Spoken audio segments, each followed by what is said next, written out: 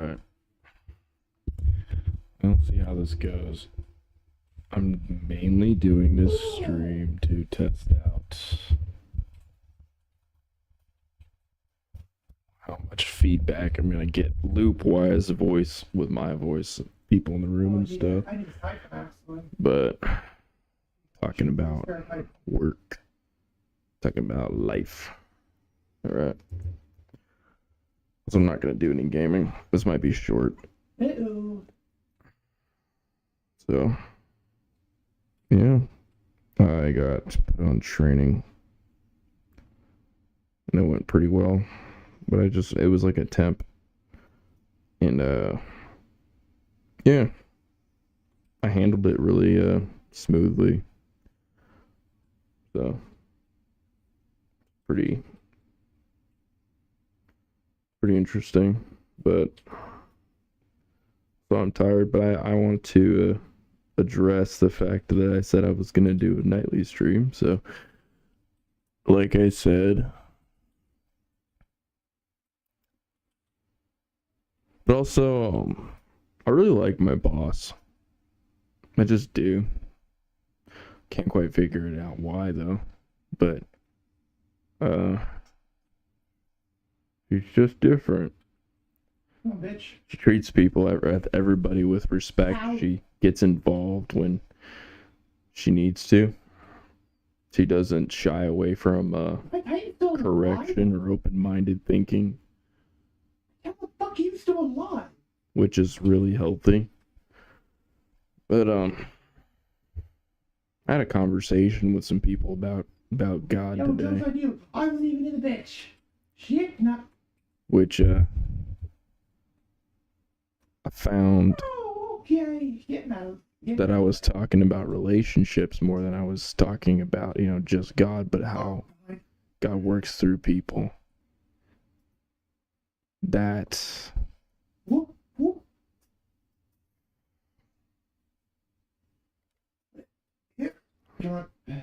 don't know. Ah, they already got him. This guy. But yeah, like I'm saying, is we don't understand, how our subconscious pathways can tell each other certain messages, or because there was this guy I was delivering his food to, who just asked me about Taylor Swift. Do you know about the Taylor Swift conspiracy theory? And he was like, really wanted to talk to me, like really wanted to tell me something about subliminal messages, and I just stopped and listened to him because he seemed like he needed it, not just food delivery, but somebody to actually stay there. And I stood there and I said to him that we all have issues that we don't know. Maybe it could be, spiritual, whatever, but we don't know that we're subconsciously releasing those things in our behaviors and our words without accepting or being aware of it. We kind of fall away from what matters and what's real. So that core narrative played out through the whole night. That's what I'm telling you. Yep, I'm streaming. So I ended up talking to these guys about relationships, but each of them had it was like the way they were listening was more intense than I was used to. The conversation got a bit deeper because I haven't had a conversation like that since Washington, since my grandpa, since I sat and talked to him, which was like 6 years ago. But it came full on forward to, this isn't about just them or me, but it's about like how we subconsciously feel about ourselves and how you treat people, period. So it's like I brought up brought up the girl I'm currently, I would say, dating, but like we're not physically dating, but I brought her up. I said, well, somebody that treats me with respect, somebody that listens and accepts my differences or my feelings despite, what they want, or despite, that the fact that they stop themselves and listen. And I said, here's what faith is. Faith is letting yourself go for a minute and saying, I'm going to listen to you despite you hurting me. Things were like, what do you mean? And I said, Jesus did that. He got beat, he got argued with, he was made fun of. But I got soda, that's why I'm burping. He was a man of conviction. But that is the whole point. Pay attention. Listen. The whole night, that was the whole core message to me. Coming through people back. Just, and how it hit me at the end of the night. I was like, that is all I have to do. I don't need to be pushing myself to be exciting or complex to have friends or to have good things, because they're already there. It's already available. Those people will show up, they will work, and they'll push with you as long as you stay that way. Stay consistent. Stay healthy. Stay vigilant in your ways, but also be willing to change.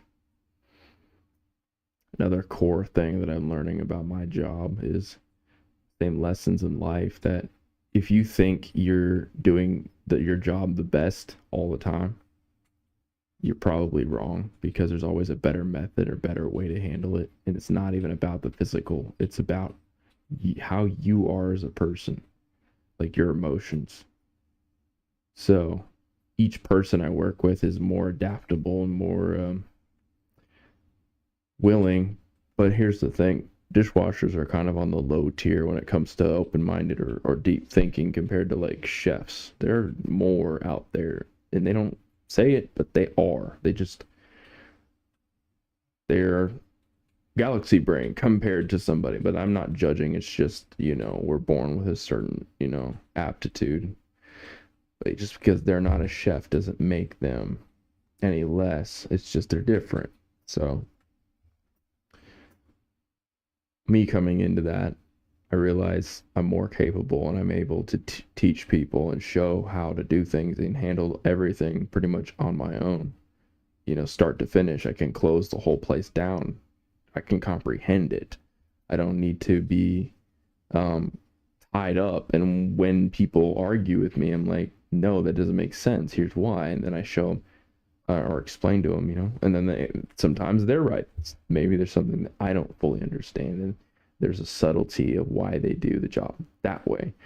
And I had a really interesting night with that kind of flow, I think the word is. I'm not sure to put words, but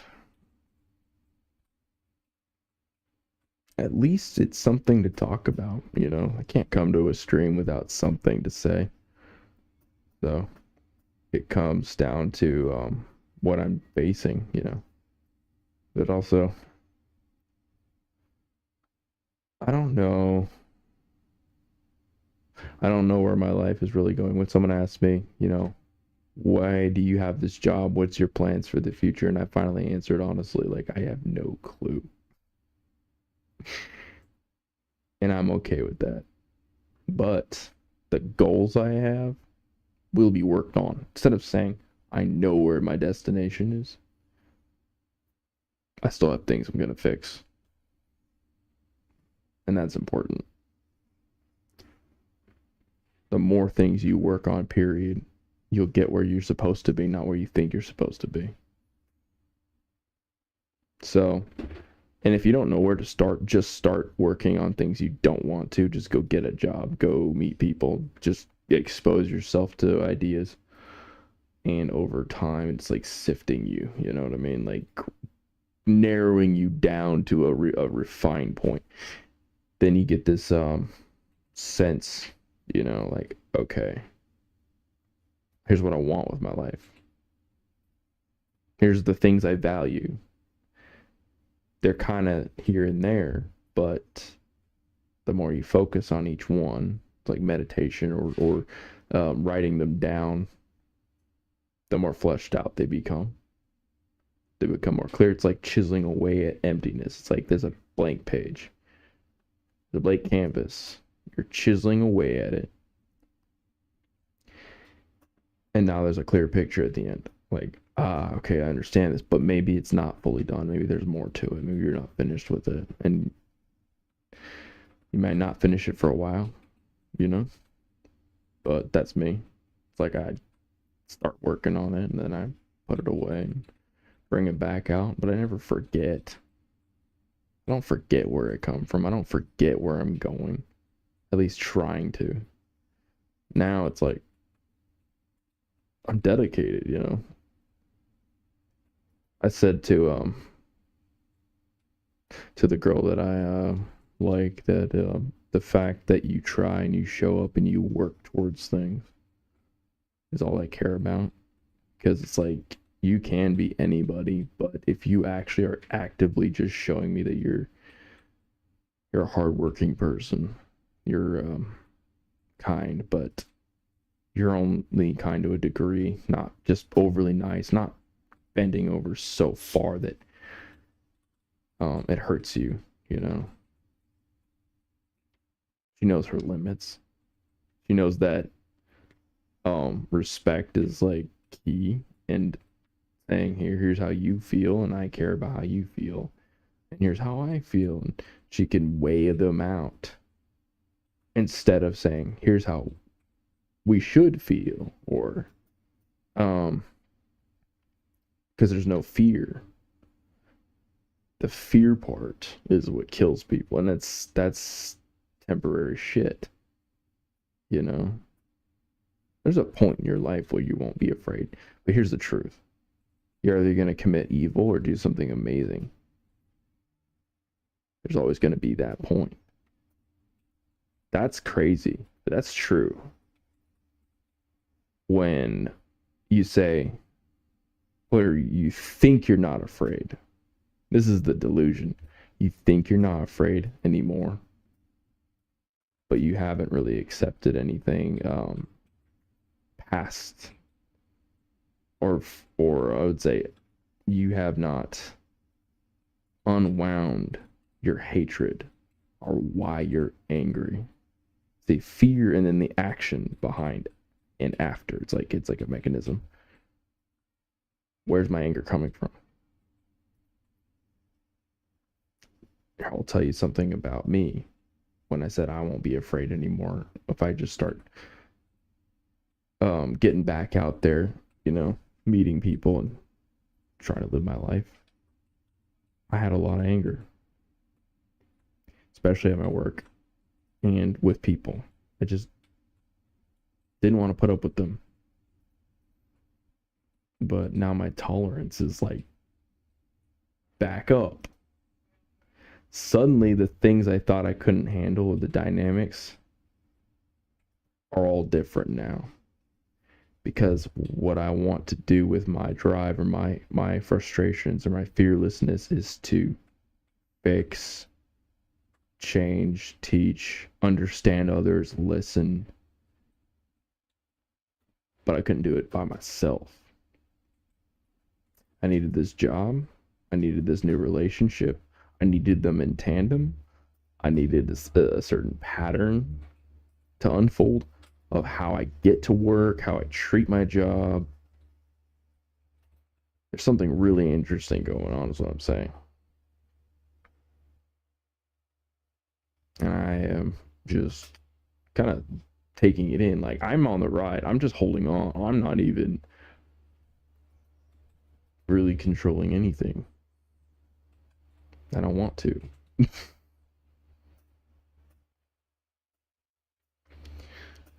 I think I'm just gonna do a short video, like really short. Keep it simple, not even make it an hour, maybe just half an hour of talking and then call it good. But either way, I'm gonna do something. I'm gonna make something out of nothing. You know what I mean? Just pull it out of thin air, quote unquote. But even thin air has so many meanings, right? Like, how does God exist if he's real? If thin air has nothing in it? There's a real stupid question. You know, everything that is nothing is actually something. Everything that is something is actually nothing. That is the perplexed paradox that we deal with. It's like, oh my gosh, all this cool shit, but it's fucking meaningless if you don't have any love in your life. But then you have nothing, but you have love.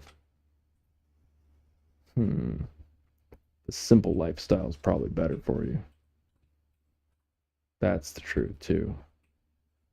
And everything that you constantly work towards, constant is what I mean, no rest, is slow destruction of your soul, really, because you're not happy, you're not really enjoying life, but you're telling yourself, well, I'm angry.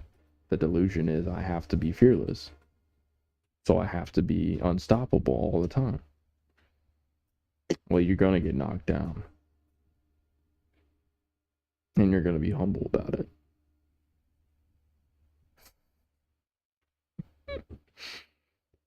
Because I had to be. I know that's an example. Why would I have to deal with it if it's not something I need to tell somebody? Why would God make me deal with that if I didn't have to tell you? So it's what we all deal with, you know? I thought I accomplished so much. I got here to Alabama. I got this job. But it's not just me. No. So many people tried to help me. And I let certain people help me. That was my failure. You can't let certain people help you when they're actually not helping, or they might not be the right person at the right time. It might look really good. You might have so much focus and analyzed thought around it, but it's not the right person. How do you weigh out that? That's hard, because when you're in the state of, you're looking for anything that's good, you're not thinking about a more narrowed down decision, like a more wider spectrum. Well, you'll just talk to anybody and work with anybody, and you'll be spread thin, right? You're stressed out, you're angry, you're pushing yourself, you're not resting, you're not breathing. So your mental health just kind of goes out the window, just completely. So I'm changing that. I'm gonna change that now, because whoever does show up, what I don't think right away, that's the right person. I'm gonna take a second take on it and be like, wait a minute, because there's people you might be told, well, they're no good, or they're annoying. Turns out they're the ones that have a lot more going on, and they're beautiful and broken, and they might need you in their life. They might need just your interaction. Tell them, hey, have a nice day. Even if you don't want to, or you don't think you want to. Tell them, be safe.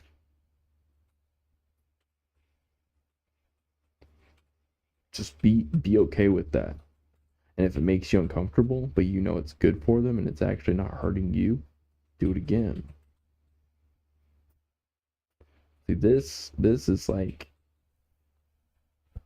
I think what the world's missing, because we really have not described what a man is or what a woman is properly for probably over 100 years. And we say, well, this is what we're supposed to think and do. And this is what that's supposed to look like. But no one actually said that's what you're supposed to do, unless there's some crazy toxic person hiding, you know, feeding that shit into you. Then tell them to, you know, pack their bags, get out of your life, or leave. Because no one's supposed to tell you anything, even me.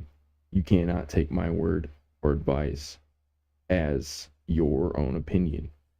What you have to do is go out and test this stuff, go experience, come back and be like, wait a minute, okay, you're right, because I took the time to give it a shot for myself. From example, so said about the blank canvas, you write down, you meditate on it, it becomes more focused on your own part. We're all fighting a battle, good or bad. You know, you could be fighting a battle that's not healthy, or you could be fighting for something that is, you know, but you ask somebody questions. You don't assume their narrative, right? And I'm not going to assume yours. It's not going to happen. So I'm not going to assume you need to take my advice. My controlling issues pretty much don't matter. And I've accepted it. Dude, that's a huge milestone for me. It's a major hill I've climbed. Because I was so far, I'd say, my head in the sand. I dug myself a hole. Because no matter when I had something good in my life, I wanted to not let go. And I wanted control and understanding. And I wanted things to go my way. But they don't. Things change. Can't be afraid of that. Can't be afraid of things being taken away. Like, you think about this shit, is any moment the world could just explode. Someone you love could die. Like, literally tomorrow. You don't know that. Crazy stuff happens. Crazy shit. But we need the crazy shit. That's crazy. You know what I mean? Like, we need it. A radical jolt for your life, whether it's graduating college or, you know, having a firstborn child, you know, in your life, whatever. Be the first, you know what I mean? Like, your first time ever doing something and you just experienced it and moved through it, and it is now forever a part of you.